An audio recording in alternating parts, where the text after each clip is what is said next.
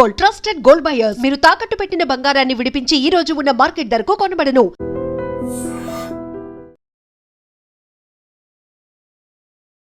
Welcome to dream news. This is Pawan. Tirupati జిల్లాలోని పుత్తూరులో ఒక దారుణమైన సంఘటన చోటు చేసుకుంది.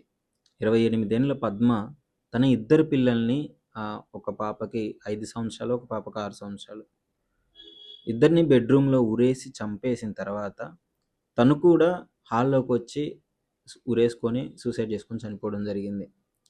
అంటే ఇద్దరు పిల్లల్ని చంపి తను కూడా చావాల్సినంత బాధ ఎందుకు వచ్చింది, అసలు ఏం జరిగిందని వివరాల్లోకి వెళ్తే, పద్మ అనే వ్యక్తి శివశంకర్ అనే అతనితో డిగ్రీ నుంచి ఇద్దరు ఫ్రెండ్స్ అనమాట, ప్రేమించుకున్నారు. 2019లో పెళ్లి చేసుకున్నారు. ఈ పెళ్ళి ఎలా జరిగిందంటే పెద్దల సమక్షంలో జరగలేదు.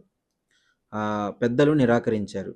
శివశంకర్ అనే వ్యక్తి ఏ పని చేయడు, గాలికి తిరుగుతూ ఉంటాడు.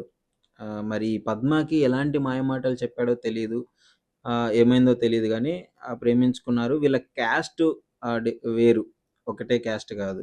అదేవిధంగా అతను ఏ పని చేయడు అన్న కారణంతో వాళ్ళ పేరెంట్స్ పెళ్ళికి నిరాకరించారు. పెళ్ళి వద్దు అని చెప్పినప్పుడు ఇంకా వీళ్ళు చేసేది ఏం లేక పారిపోయి పెళ్లి చేసుకుందామని లవ్ మ్యారేజ్ చేసుకొని, ఇద్దరు లవ్ మ్యారేజ్ చేసుకున్నారు. ఒక 2 years బాగానే ఉంది ఆ లైఫ్. బాగానే, ఇంతకుముందు ఏదో షోరూంలో వర్క్ చేశాడంట. ఆ 2 years తర్వాత మెల్లిమెల్లిగా అతనిలో ఉన్న క్యారెక్టర్ బయటికి రావడం జరిగింది. అప్పులు ఎక్కువైపోతున్నాయి ఇంట్లో. కనీసం ఆ పిల్లలకి, వాళ్ళ పేరెంట్స్కి, తనకి ఎలాంటి బాధ్యత, రెస్పాన్సిబిలిటీ తీసుకోలేకుండా అయిపోతుంది. ఇది జరుగుతూనే కంటిన్యూస్గా అవుతూనే ఉంది. ఇద్దరు పిల్లలు వచ్చారు, పిల్లలు స్కూల్కి వెళ్ళారు, పుత్తూరులోనే స్కూల్లో చదువుకుంటున్నారు. ఒక పాప ఫస్ట్ క్లాస్, ఒక పాప ఎల్కేజీ. అంటే వీళ్ళు చదువుకున్న క్రమంలో ఆఖరికి వాళ్ళ స్కూల్ ఫీజు కాదు కదా, వాళ్ళు ఉండే ఇంటి రెంట్ కూడా పే చేయలేని పరిస్థితికి దిగజారిపోయారు. తను మేనేజ్ చేసుకుంటూ వచ్చి అందరికీ చెప్పుకుంది. అంటే ఇప్పుడు మళ్ళీ ఎందుకు చావడం, పుట్టింటికి వెళ్ళొచ్చు కదా అంటే మనసు ఒప్పలేదు. పేరెంట్స్ని కాదని, పేరెంట్స్ ఇష్టం లేకుండా తన ఇష్టానుసారం పెళ్లి చేసుకొని నమ్మి ప్రేమించిన వ్యక్తి ఈ విధంగా మోసం చేస్తే మళ్ళీ నేను ఏ ముఖం పెట్టుకొని పుట్టింటికి వెళ్ళాలి అన్న ఆలోచన తనలో ఉండి, పుట్టింటి వాళ్ళకి ఈమె ముఖం చూపించుకోలేక ఆమె చాలా బాధపడుకుంటూ సూసైడ్కి ముందు ఒక లెటర్ రాయడం జరిగింది, సూసైడ్ లెటర్. అమ్మ, నన్ను క్షమించండి, మీ ఇష్టంగానుసారం కాకుండా నా ఇష్టంతో నేను పెళ్లి చేసుకున్నాను. ఇది చాలామందికి, ఇది ఎవరికి రిపీట్ అవ్వకూడదు. అలా పెళ్లి చేసుకున్న వాళ్ళందరూ ఇలా మళ్ళీ ఇది, అంటే ఇలాంటి వాళ్ళకి ఇది ఒక ఉదాహరణగా ఉండాలి.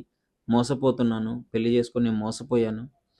అతడు కనీసం పని చేయట్లేదు, ఆ రూమ్ రెంట్ కట్టట్లేదు, ఇంట్లో ఉంది, లోన్ తీసుకున్నారు, ఆ లోన్స్ కట్టట్లేదు. అందరూ వచ్చి నన్ను అడుగుతున్నారు, నేను ఎవరికీ సమాధానం చెప్పలేకపోతున్నాను అని చెప్పేసి బాధతో ఒక లెటర్ రాసింది. అదేవిధంగా వాళ్ళ అన్న మీద ప్రేమ కూడా చూపించింది. అన్న, నువ్వు కనీసం నేను ఎదురుపడ్డప్పుడు నువ్వు నన్ను అడిగే క్వశ్చన్స్కి నా దగ్గర ఆన్సర్ లేదు, నువ్వు ఏ అడిగినా నేనేం చెప్పలేను, నేను మిమ్మల్ని ఫేస్ చేయలేను, నన్ను క్షమించండి అని చెప్పి తన ఇద్దరు పిల్లల్ని హాల్లో ఊరి తీసి చంపేసింది. తను కూడా సూసైడ్ చేసుకొని చనిపోయింది. అంటే యాక్చువల్లీ ఎందుకు మరి ఇప్పుడే తను అంత భావోద్వేగానికి గురైంది అంటే, వీళ్ళు లోన్ తీసుకున్నప్పుడు డోక్రా నుంచి సమ్ అమౌంట్ వచ్చింది. ఆ అమౌంట్ వాళ్ళ భర్త చేతులకి ఇచ్చింది, నువ్వు కట్టు అని చెప్పేసి. దానిని కూడా లోన్ కట్టకుండా తన ఇష్టానుసారం ఖర్చు పెట్టుకున్నాడు. ఇక అసలు తను ఏం చెప్పాలో అర్థం కాక ఇన్ని రోజుల నుంచి భరిస్తూ వచ్చింది. ఇంకా పిల్లలు నేను లేకపోతే ఈ బాధ్యత లేని భర్త దగ్గర వాళ్ళ తండ్రి స్థానంలో అతను సరిగ్గా చూసుకోలేడేమో, పిల్లలు అనాథలైపోతారు, రోడ్డు మీద పడిపోతారు అని చెప్పేసి వాళ్ళని చంపి తను కూడా చచ్చిపోవడం జరిగింది. సో మోస్ట్లీ ఇది చాలామందికి అంటే ఒక గుణపాఠం. తను తప్పు డెసిషనే తీసుకుంది. పేరెంట్స్ ఎప్పుడు ప్రేమించి వెళ్ళిపోయినంత మాత్రాన అది మనసులో పెట్టుకోరు. ఎప్పుడు కన్న కూతురు ఇంటికి వచ్చిందంటే తన బాధలు చెప్పి వాళ్ళ ఇంటికి చేర్చుకొని భర్తను కూడా దారిలో పెట్టే అవకాశం ఉండేది. బట్ తప్పు డెసిషన్ తీసుకుంది. ఈ మధ్య కాలంలో చర్లపల్లిలో కూడా మనం ఒక ఇన్సిడెంట్ చూసాం. డిప్రెషన్తో విజయశాంతి రెడ్డి పిల్లల్ని తీసుకొని రైల్వే స్టేషన్లో చనిపోయింది, ట్రైన్ గుద్ది చనిపోయింది. ఎంత దారుణమైన సంఘటన చూడండి.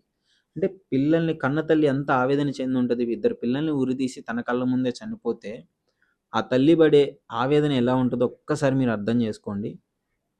ప్లీజ్ అందరికీ చెప్తున్నాను, ఆవేశంలో తప్పు డెసిషన్స్ తీసుకోవద్దు. అదేవిధంగా ఈ మధ్య కాలంలో తెలిసి తెలియని వయసులో ప్రేమ అనే పేరు పెట్టుకొని ఇష్టం వచ్చినట్టు బయట అతనితో తిరిగి తర్వాత అనుకోని పరిస్థితుల్లో పెళ్లి చేసుకొని తర్వాత బాధపడే కంటే పెళ్లి విషయంలో పేరెంట్స్ డెసిషన్ మోస్ట్‌లీ చాలా ఇంపార్టెంటు. మీరు ప్రేమించండి తప్పులేదు. కానీ పేరెంట్స్‌ని ఒప్పించుకొని పెళ్లి చేసుకోండి. అది ఎంత కష్టమైనా సరే. అప్పుడు మీకు పేరెంట్స్ సపోర్ట్ ఉంటుంది. సో, ఇదొక్కటి గుర్తుపెట్టుకోండి. చాలా బాధాకరమైన సంఘటన. మరి కస్టడీలోకి తీసుకున్నారు పోలీస్ వాళ్ళు. ఆ శివశంకర్‌ని కస్టడీలోకి తీసుకున్నారు. అడుగుతున్నారు ఏం జరిగింది? అసలు ఏంటి? దానికి కారణాలు మొత్తం క్లియర్‌గా తెలుసుకుంటున్నారు. ఈ విషయం పైన అసలు మీరేమనుకుంటున్నారు? మీ అభిప్రాయం ఏంటి అనేది డెఫినెట్‌లీ కామెంట్ రూపంలో తెలియజేయండి.